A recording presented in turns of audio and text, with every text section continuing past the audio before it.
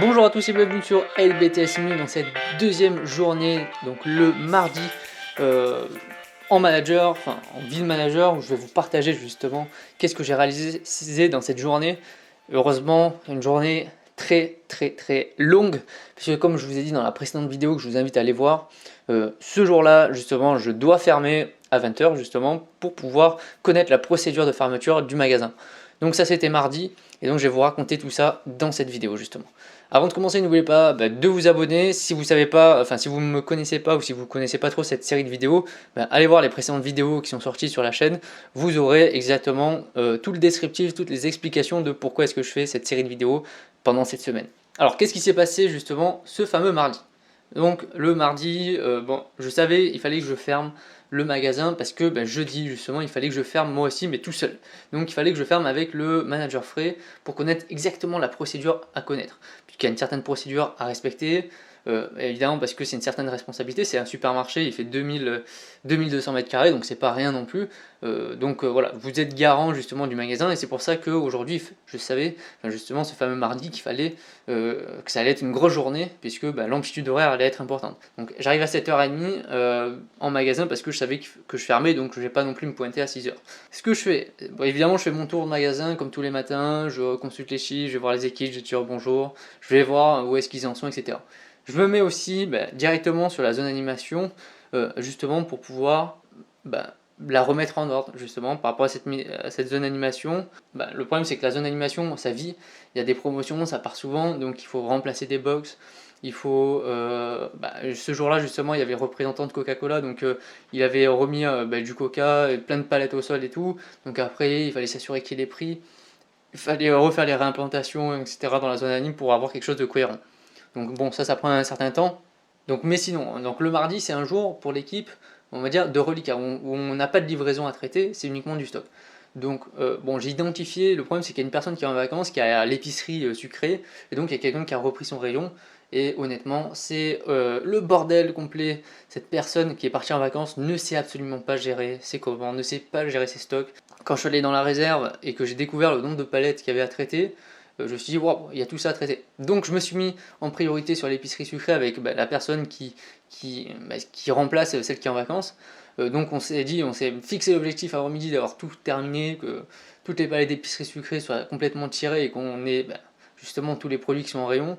Et à notre plus grand désespoir, quand on traite les palettes, on voit que sur ces palettes, il y a des produits incontournables dessus. Donc ça veut dire que le stock il est mal fait, ça veut dire que la personne elle prend pas le temps de faire son stock.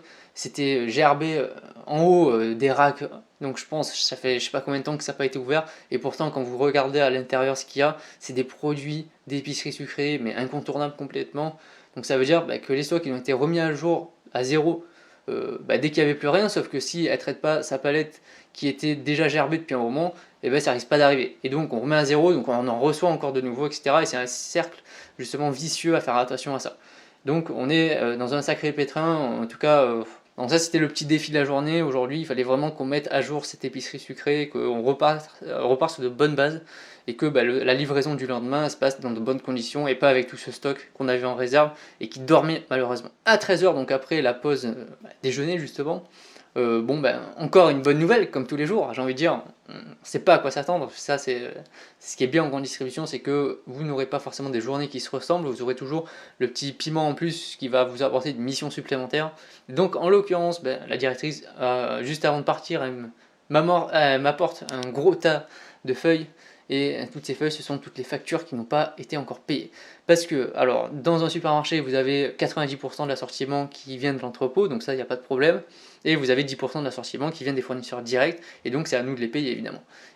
Ils émettent des factures, il va falloir les rentrer sur un logiciel, aller les chercher déjà, les imprimer. Une fois qu'on les a imprimés, les valoriser, donc combien est-ce que ça vaut en prix d'achat et en prix de vente, pour pouvoir les rentrer dans un autre logiciel, et où la comptabilité ensuite pourra les payer ces différents fournisseurs. Et ça n'a pas été fait depuis un certain moment justement.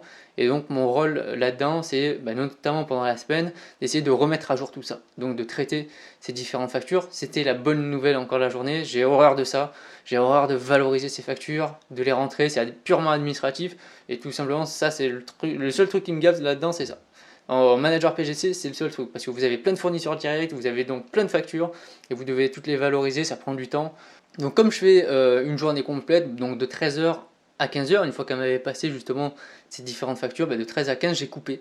J'ai fait une coupure, normalement c'est obligatoire. Bon, moi je suis resté dans le magasin parce que j'habite trop loin du magasin, donc je vais pas faire un aller-retour. Donc en fait de 13 à 15, donc bon, il y a le manager Fred, lui il est parti dormir dans sa voiture. Moi j'ai travaillé sur mon mémoire, puisque je vous rappelle que je suis en bac plus 3, donc j'ai un mémoire à soutenir bientôt en septembre, donc il est presque terminé. Donc moi je travaille justement sur la mémoire, sur l'optimisation de la location d'espace en magasin. Pendant ces 2 heures de coupure, j'ai travaillé sur mon mémoire dessus, comme ça j'ai avancé un petit peu.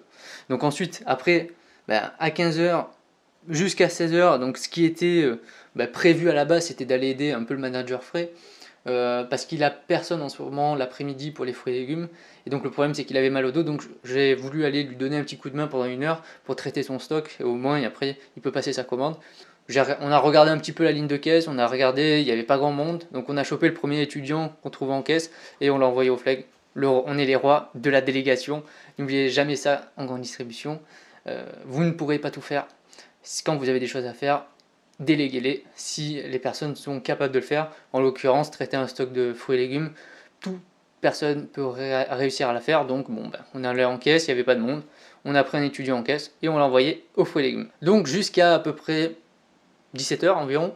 Maintenant, donc la personne a été envoyée aux fruits et légumes, on est tranquille. Donc moi je me suis mis sur l'impression, j'avais toute la liste des factures justement non payées, et à partir d'un logiciel justement, il suffisait de rentrer ces numéros de facture, on avait les factures, il fallait donc du coup je les ai déjà tout imprimées, et ensuite le gros travail reste à faire dans la semaine, c'est d'aller toutes les valoriser pour les entrer dessus. Donc j'ai bossé sur les factures pendant un petit moment, jusqu'à à peu près 19h, 19h30. Pour essayer d'avancer un maximum, au moins de les valoriser, et ensuite dans les prochains jours ça sera de les rentrer dans les logiciels. Donc ça vous verrez dans les prochaines vidéos, j'aurai l'occasion d'en reparler. J'ai une grande partie facture à traiter cette semaine, c'est vraiment l'enjeu majeur au PGC pour l'instant, c'est de mettre à jour les paiements des fournisseurs. Donc à partir de 19h30, donc je commence à revenir en bas, on commence à attaquer la procédure déjà de fermeture. Bon, il ferme que dans une demi-heure, mais il y a des choses à faire avant. Donc dans la fermeture, il faut que vous prépariez justement la remballe justement des palettes. Donc toutes les palettes Europe, donc les palettes à la fois Europe, les palettes rouges, les palettes bleues, les demi-palettes, il va falloir les renvoyer au transporteur, et donc il y a un document à préparer en avance.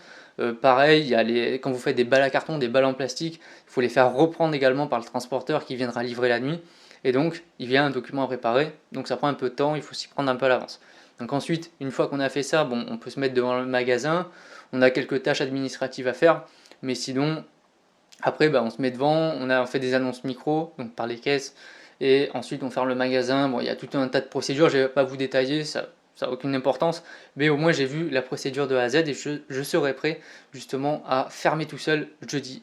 Avant de terminer cette vidéo, il y a quelques trucs justement que je ne vous raconte pas là-dedans, tout simplement parce que c'est à chaque fois des interventions de quelques minutes, mais dans tout ce temps justement de travail, ce qu'il faut rajouter, c'est que on vous appelle, vous avez des appels micro pour vous, on vous appelle parce qu'il manque un prix, on vous appelle parce qu'il y a un fournisseur qui vient, vous êtes au contact de la clientèle, donc forcément vous allez devoir traiter la clientèle quand ils viennent vous voir pour vous demander un conseil, pour vous demander où se trouve un produit, il va falloir les aiguiller. Il y a également, nous on est point relais aussi, donc il va falloir des fois traiter les colis justement des clients, notamment quand en caisse il y a toutes les caisses qui sont pleines, donc c'est à nous aussi en tant que manager d'aller dépanner et d'aller chercher les colis quand il en faut. Donc tous ces genres d'actions qui vous prennent du temps toute la journée, qui ont lieu tout au long de la journée, je ne les raconte pas forcément dans cette vidéo, tout simplement parce qu'il n'y a pas d'heure fixe notable. Mais sinon, j'espère que cette vidéo vous aura plu, que ça vous aura donné encore un peu plus de précision sur ce que je fais. On se retrouve demain pour une nouvelle vidéo. Demain, je suis de repos, donc j'aurai l'occasion de vous parler de quelque chose de spécial en plus. Allez, on se retrouve demain pour une nouvelle vidéo. Bye!